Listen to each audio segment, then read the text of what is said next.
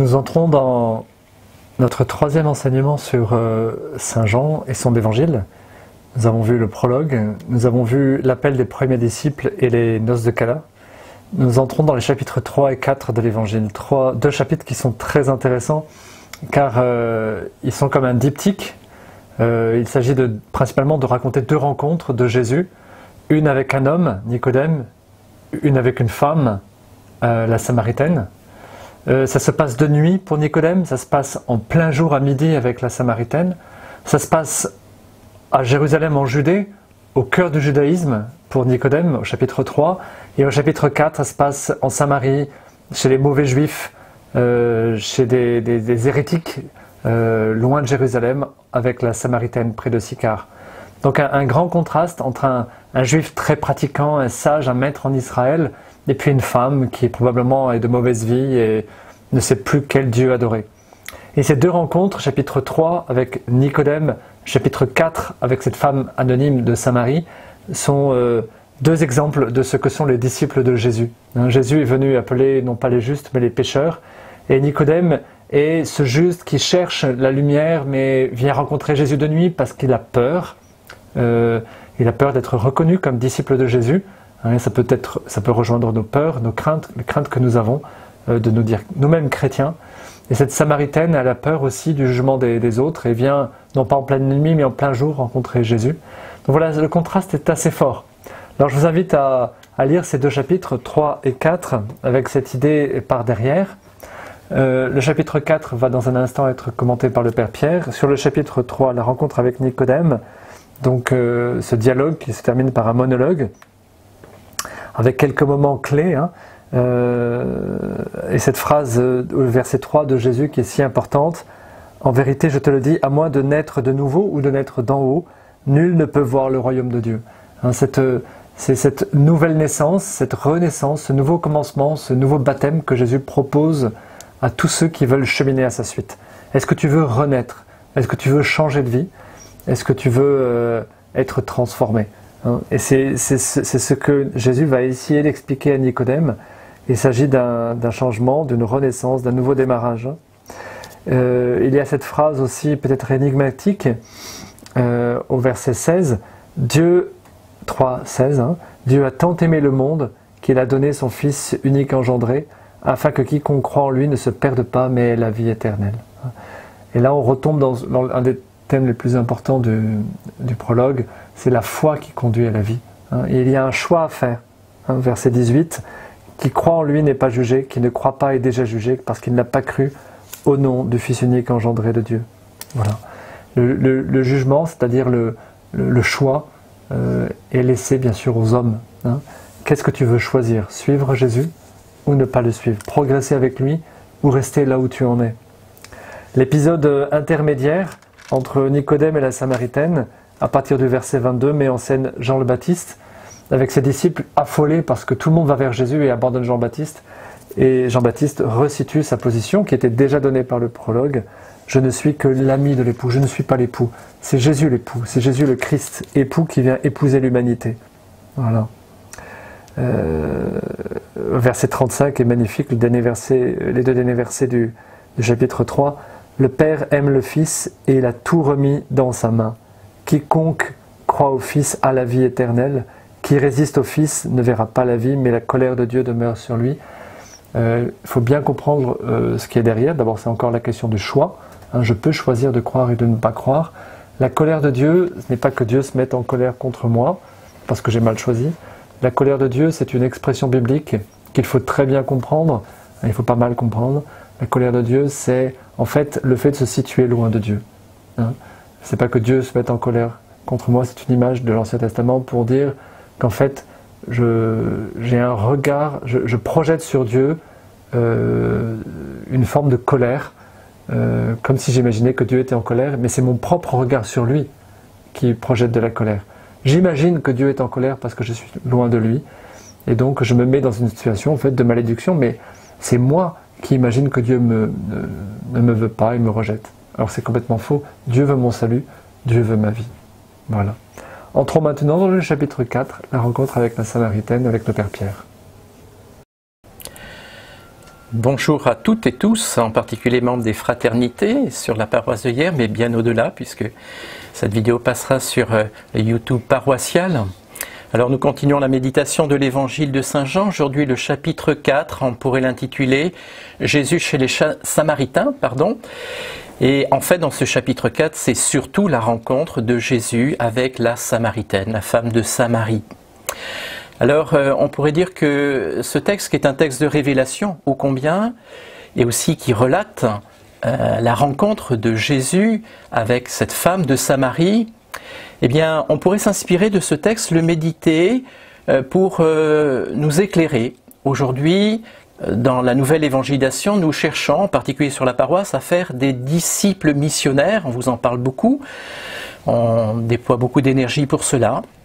Eh bien, inspirons-nous de cette rencontre de Jésus avec la femme de Samarie pour voir comment Jésus, lui, qui est le plus grand, le premier, le plus grand évangélisateur, qui est même l'évangile lui-même en sa personne, comment il s'y prend pour faire d'une personne qui était même hostile au principe, comme je le montrerai, quelqu'un qui devient témoin, vraiment témoin à l'issue de cette rencontre, témoin auprès des siens, pour annoncer celui qui est même qualifié, c'est unique, comme emploi dans l'évangile de Saint Jean, comme le sauveur du monde. Seul passage dans l'évangile de Saint Jean où on emploie ce terme de sauveur, sauveur du monde.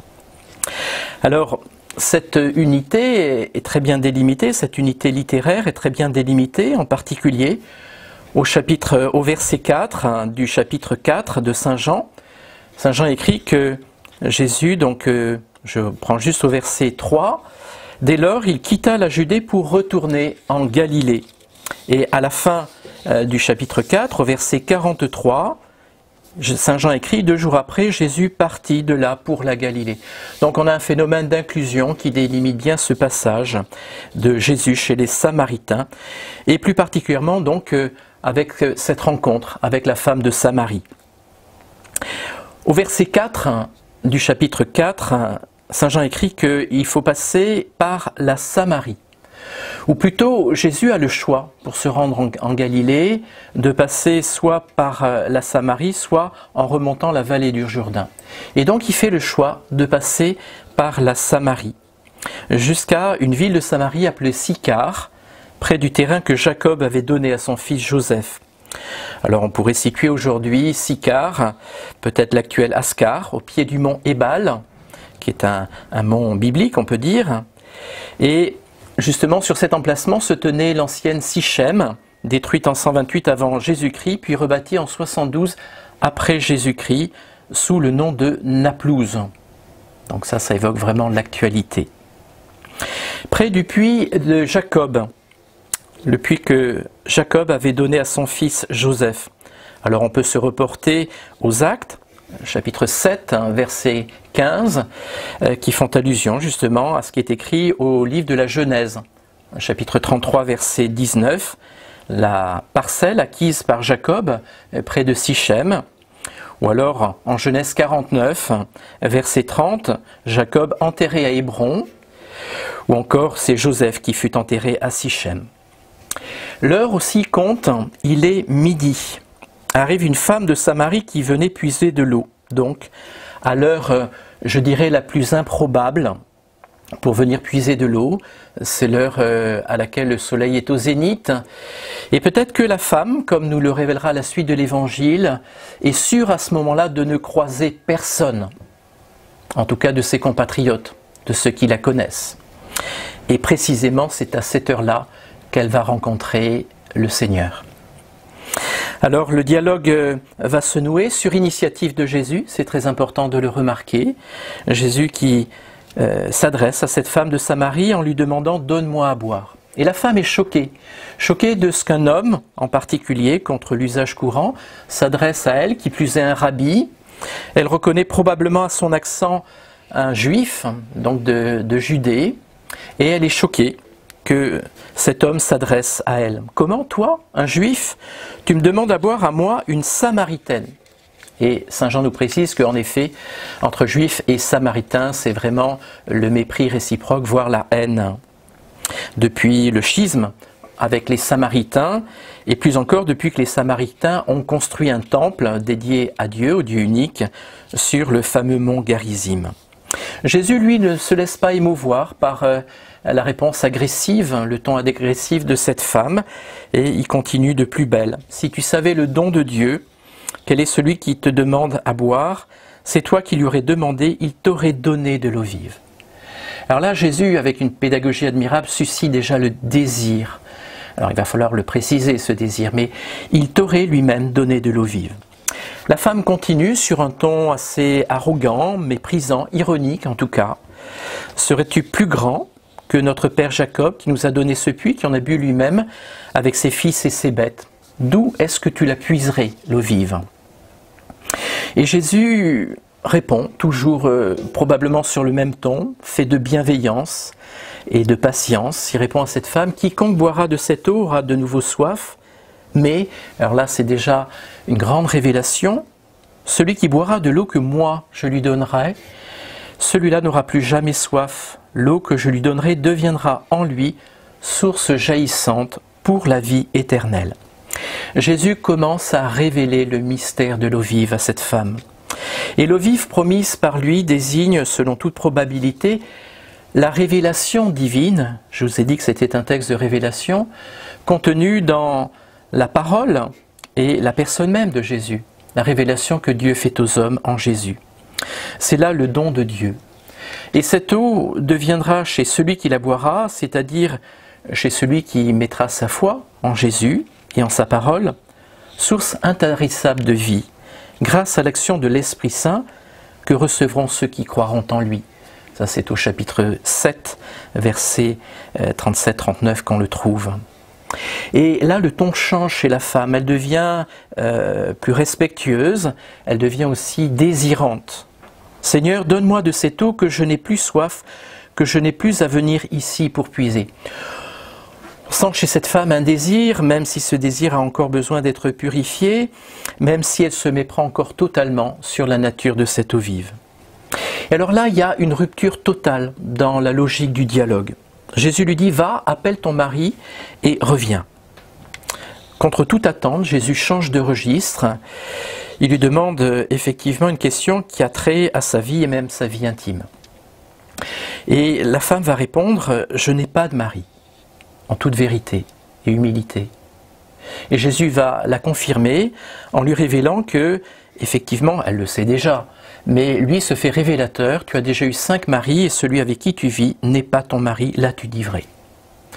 Et c'est vraiment une révélation humiliante qu'on peut mettre en parallèle avec la révélation humiliante de Jésus à Nicodème dans le chapitre qui précède, quand Jésus dit à Nicodème, tu es maître en Israël et tu ne sais pas ces choses-là. C'est-à-dire que chacun est interpellé sur ce qui est au cœur de sa vie. Le rabbi, le maître de la Torah, Nicodème dans sa science, à laquelle il a consacré sa vie, et puis la femme dans ce qui fait l'intime de sa vie, sa relation aux hommes. Mais par la blessure de l'humiliation, car c'en est une, la lumière va couler à flot pour cette femme, la lumière de la révélation. Elle change de ton, elle devient vraiment respectueuse. Seigneur, je vois que tu es un prophète. Et là, elle va elle-même complètement changer de registre. Est-ce une fuite pour ne pas parler d'elle, ou est-ce vraiment une question en vérité? La question désormais portera non pas sur sa vie, mais sur Dieu et sur sa relation à Dieu. La question du lieu où il faut adorer, justement, est-ce que c'est sur le mont Garizim ou à Jérusalem? Nouvelle révélation centrale de Jésus qui révèle que l'adoration véritable n'est pas liée à un lieu, mais que vraiment elle est liée à la relation au Père qui a envoyé le Fils et qui nous donne l'Esprit. L'heure vient, et c'est maintenant, où les vrais adorateurs adoreront le Père en esprit et en vérité. Tels sont les adorateurs que recherche le Père. Dieu est esprit, ce qu'il adore, c'est en esprit et vérité qu'ils doivent l'adorer. Je ne commenterai pas ce verset qui est absolument central et chacun doit se poser la question, qu'est-ce que ça signifie pour moi d'adorer en esprit et en vérité quand je suis devant le Saint-Sacrement ou seul dans ma chambre ou encore dans les moments importants de ma vie? C'est sans cesse à creuser. Révélation sur le Dieu véritable et sur le culte qu'on doit lui rendre en esprit, en vérité. Et la femme continue de plus belle, « Je sais qu'il vient le Messie, celui qu'on appelle Christ.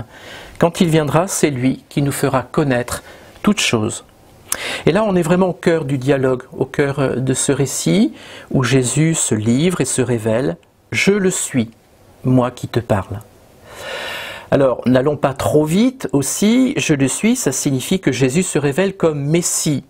Je sais qu'il vient le Messie. Et je le suis, moi qui te parle.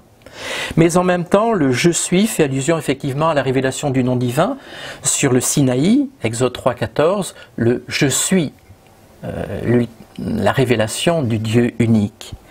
Et donc on est vraiment au cœur là d'un récit de révélation. Alors j'avance un petit peu parce que le temps tourne, les disciples vont revenir, surpris de le voir parler avec une femme, contre les usages courants, qui plus est c'est un rabbi, et en plus la femme est une samaritaine. Donc ils sont surpris, voire peut-être choqués. Jésus dialogue aussi avec eux de façon très belle, et surtout pour leur révéler que ce dont ils se nourrissent, c'est de faire la volonté du Père. Alors comme la Samaritaine, les disciples sont dans l'incompréhension totale. C'est vraiment le dialogue à un double niveau chez Jésus, qui emploie des termes, mais il les emploie, lui, dans un sens profondément spirituel. Et Jésus va surtout leur dire que l'heure est venue aussi où la moisson est déjà là, où les blés sont mûrs et que la moisson est déjà là. Levez les yeux, regardez, les champs déjà sont dorés pour la moisson. C'est le début d'une nouvelle révélation aux disciples. Jésus leur dit que l'échéance de la moisson est plus proche qu'ils ne croient, et justement la Samaritaine et ceux qui croiront grâce à son témoignage en sont déjà la preuve et l'anticipation.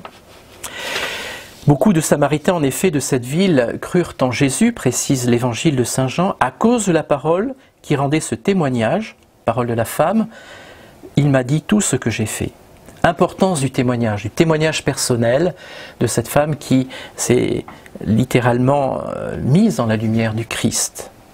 Et les Samaritains, on peut dire que ce sont les prémices et l'image de tous les païens qui entrent dès maintenant en masse dans l'Église primitive.